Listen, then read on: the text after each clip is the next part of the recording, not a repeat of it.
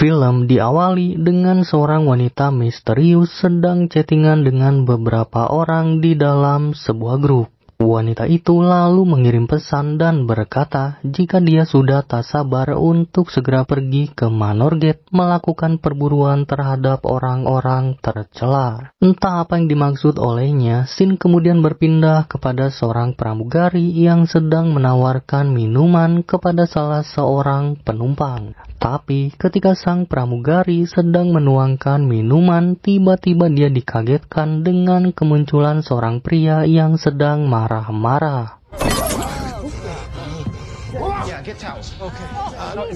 Dirasa pria itu lemas karena mabuk pesawat, seorang pria parubaya langsung membantu pria itu dengan membaringkannya di lantai. Kemudian dia meminjam pulpen pramugari, tapi tanpa diduga inilah yang terjadi.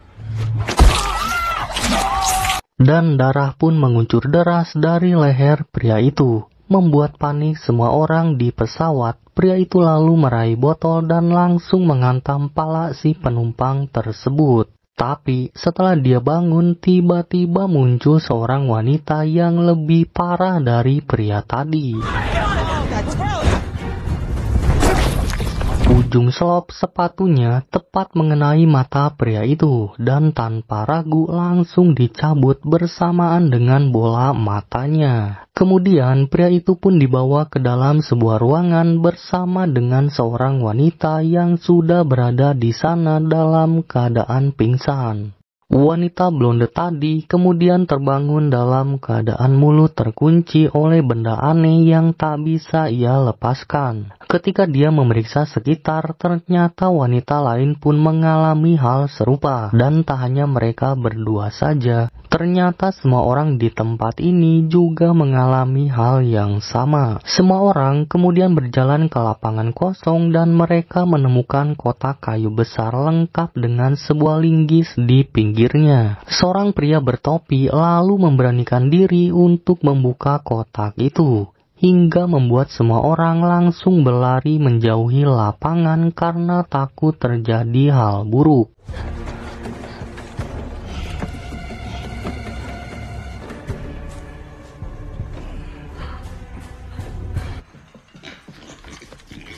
Tapi setelah dibuka, yang muncul hanyalah seekor anak babi. Setelah diperhatikan baik-baik, di dalam kotak itu ternyata berisi berbagai senjata militer, lengkap dengan amunisinya, membuat semua orang langsung mendekat untuk mengambil senjata tersebut. Sementara wanita blonde tadi menemukan sebuah kunci yang ternyata itu adalah kunci untuk membuka alat di mulut mereka. Mereka kemudian saling membantu untuk melepaskan benda itu dan wanita blonde langsung diberikan pistol oleh seorang pria bernama Don. Dia yang kebingungan lalu dihampiri oleh seorang pria bernama Tracker yang memberitahunya cara menggunakan senjata itu. Tapi tiba-tiba terdengar suara tembakan hingga membuat mereka semua panik berlarian.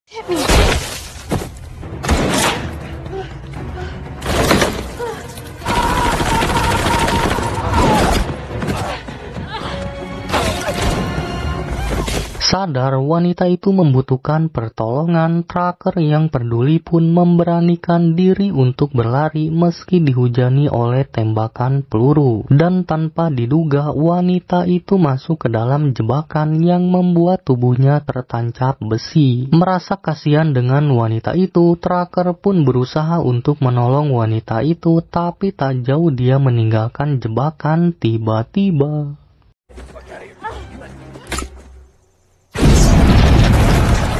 seorang pria bernama Staten sempat ingin menolong wanita itu meski tubuhnya tinggal sepotong. Tapi wanita itu ternyata memilih untuk bundir. Sadar dirinya dalam bahaya, Staten pun pergi menjauh dari lapangan ini hingga sampai dia bertemu dengan beberapa orang yang bernasib sama seperti dirinya. Mereka kemudian memanjat pagar itu untuk mencari bantuan. Tapi ketika pria bertopi sedang memanjat pagar, tiba-tiba dia terkena anak panah dan membuatnya memilih untuk menghadapi mereka. Hingga sampai akhirnya pria itu pun tewas dicium oleh bom.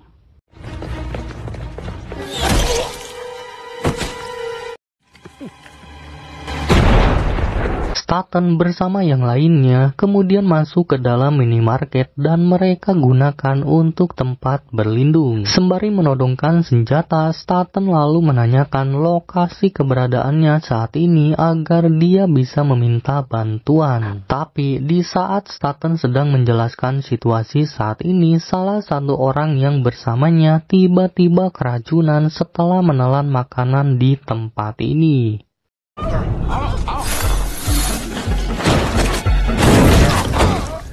Ternyata pasangan paruh baya ini adalah bagian dari orang-orang yang sedang memburu mereka. Sehingga akhirnya ketiga orang ini pun tewas oleh pasangan tersebut. Setelah ketiga orang itu dimasukkan ke dalam sebuah ruangan, pasangan edan ini mendapat informasi dari rekan-rekannya bahwa akan ada satu orang wanita bernama Crystal yang sedang menuju ke minimarket tersebut. Dengan bersikap normal layaknya orang-orang waras, mereka berdua pun menyambut kedatangan Crystal dengan sangat ramah. Dan tanpa rasa curiga apapun, Crystal membeli rokok dan juga koreknya sembari menanyakan lokasi keberadaannya saat ini. Tapi di saat Crystal menerima uang kembalian, tiba-tiba You're in the glorious. Ternyata Crystal menyadari bahwa pasangan ini telah berbohong, dikarenakan harga rokok di Arkansas hanyalah $6, sedangkan kembalian yang ia terima tidak sesuai dengan harga rokok di Arkansas. Entah bagaimana Crystal bisa sampai ke tempat ini dan mampu melepaskan alat di mulutnya, tapi yang jelas Crystal bukanlah orang biasa pada umumnya. Saat Crystal berada di luar minimarket, dia melihat mobil pick up yang sedang terparkir dan mendapati jika plat mobil itu adalah palsu. Crystal pun sadar mobil itu telah dipasangi jebakan bom yang bisa langsung meledak saat pintu mobil dibuka. Singkat cerita, ketika Crystal sedang bersembunyi, datanglah seorang pria brewok bernama Gary dan berniat untuk menggunakan mobil tersebut. Crystal lalu memanggil pria itu dan memberitahunya bahwa mobil itu telah dipasangi jebakan. Gary pun akhirnya berterima kasih dan memilih untuk pergi mengikuti Crystal yang melihat jejak seseorang. Ketika mereka menelusuri rel kereta api, Gary menjelaskan sebuah teori konspirasi bahwa sekumpulan orang-orang kaya memiliki hobi olahraga mengerikan, yaitu berburu manusia, dan korbannya adalah orang biasa yang diculik dari berbagai kota. Di tengah obrolan itu, Crystal tiba-tiba merasakan getaran yang menandakan akan adanya kereta lewat. Mereka berdua kemudian berlari sekencang-kencangnya agar bisa masuk ke dalam kereta tersebut.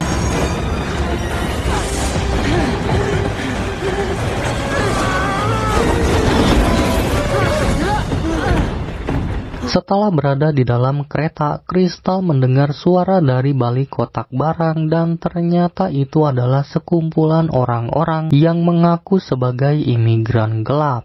Gary yang tak semudah itu percaya dengan mereka, memberikan ancaman dengan menodongkan senjata agar mereka mengaku, dan dia berkata bahwa para imigran ini hanyalah aktor yang merupakan bagian dari kejadian ini.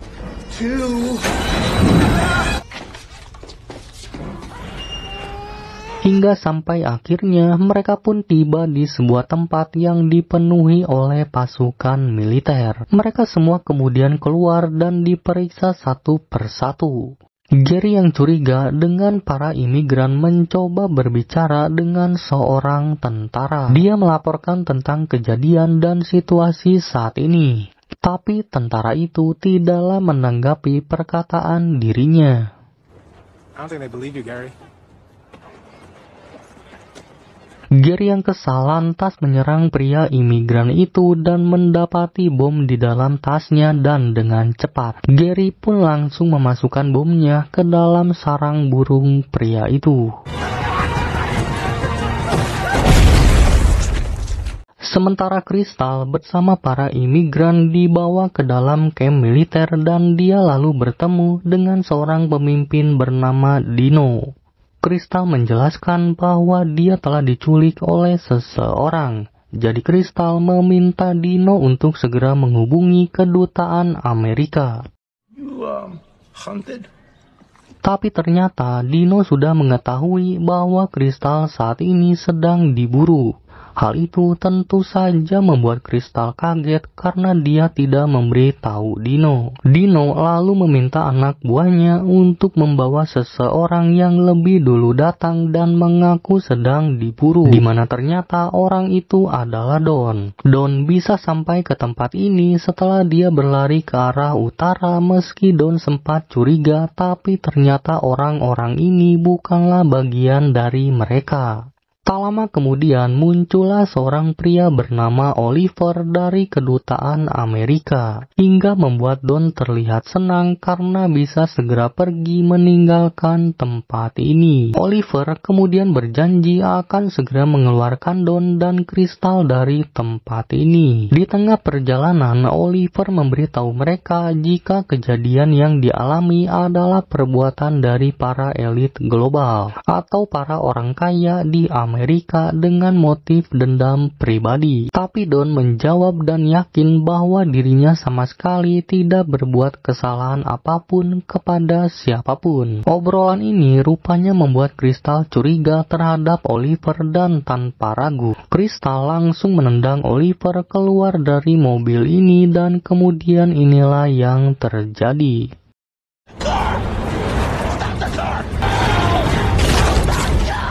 Kristal langsung mengambil pistol yang ada pada pria itu dan membuka bagasi mobilnya. Setelah dibuka, Kristal menemukan Gary yang sudah tewas dan ia pun menemukan uang serta sebuah peta. Membuat Don sadar jika pria itu telah dibayar untuk menjemputnya dan melalui peta itulah Kristal akhirnya tahu harus pergi kemana. Kemudian scene beralih kepada sekumpulan orang-orang yang ada di dalam sebuah bunker. Ternyata mereka adalah orang-orang yang ada di dalam pesawat dan juga yang telah menembaki orang-orang di awal film tadi. Tak lama kemudian salah satu dari mereka keluar untuk buang air kecil, tapi tiba-tiba Don muncul dengan menggendong seekor anak babi dan Kristal pun langsung menghabisi pria itu. Setelah itu, Kristal pun pergi mengalihkan perhatian orang-orang di dalam bunker hingga membuat mereka semua langsung bersiaga dan mengawasi pintu masuk. Di saat perhatian mereka teralihkan, Kristal tiba-tiba muncul dan langsung menghabisi mereka semua.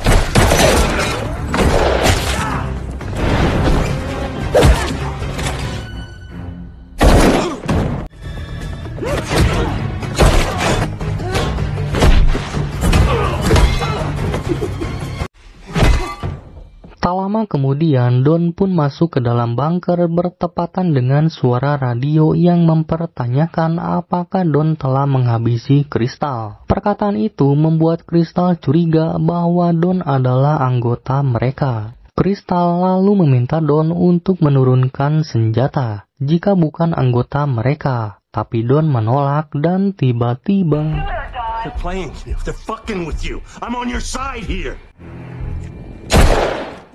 Kristal lalu menghampiri seorang tentara bernama Dale yang mengaku bahwa dirinya disewa untuk melatih orang-orang kaya ini menggunakan senjata, juga mengajari berbagai strategi untuk perburuan ini. Kristal lantas mengaku bahwa dirinya ternyata adalah mantan anggota pasukan elit yang sudah ditugaskan di Afghanistan beberapa kali. Mendengar itu, Dale yang hanya menjadi pasukan cadangan lantas memberitahu Kristal lokasi keberadaan orang di balik semua ini. Dan sebagai ucapan terima kasihnya, Kristal pun akhirnya menembak tentara itu. Flashback ke 1 tahun lalu, terlihat seorang wanita bernama Athena masuk ruangan yang telah ditunggu oleh 2 orang bernama Paul dan Nicole. Mereka datang memberitahu Athena bahwa percakapan dia bersama rekannya di awal film tadi telah diretas dan ramai diperbincangkan oleh para netizen. Hingga sampai membuat semua orang percaya jika orang-orang elit memiliki olahraga yang berbeda, yaitu melakukan perburuan manusia yang dilakukan di sebuah tempat bernama Manor Gate. Paul meminta Athena untuk keluar dari kelompok tersebut, tapi Athena menegaskan jika itu hanyalah sekedar candaan. It wasn't real. What fucking people? 8 bulan setelah pertemuan itu, Athena bersama rekan-rekannya memutuskan untuk memilih orang-orang yang telah membicarakan teori konspirasi tentang Manor Gate, di mana ternyata ini adalah kali pertama mereka melakukan perburuan dengan motif balas dendam. Karena konspirasi itu rupanya membuat beberapa dari mereka harus kehilangan pekerjaan, bahkan sampai ada yang dipermalukan. Di tengah obrolan, pandangan Athena tiba-tiba tertuju kepada seorang wanita bernama Crystal, yaitu pemilik akun Justice for All, yang telah memulai rumor tentang perburuan tersebut. That's our snowball. Kembali ke masa kini, Crystal akhirnya tiba di depan rumah mewah milik Athena. Melalui CCTV gerbang, Crystal diberitahu agar segera menaruh senjatanya di dalam kotak surat.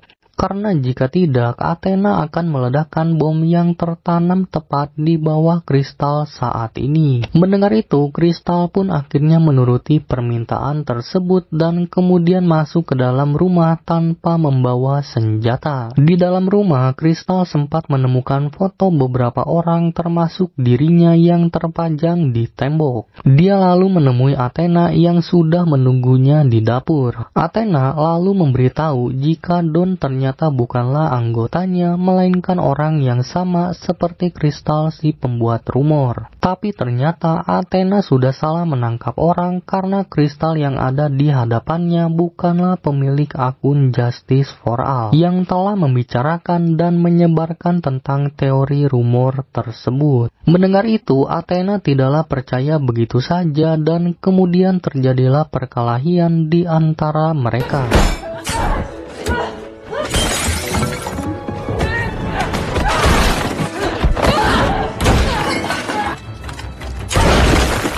Meski Athena sempat menggunakan senjata karena telah meremehkan Crystal, bahkan dia pun berhasil melukainya, tapi Crystal berhasil menumbangkan Athena menggunakan pisau blender yang tertancap di perutnya.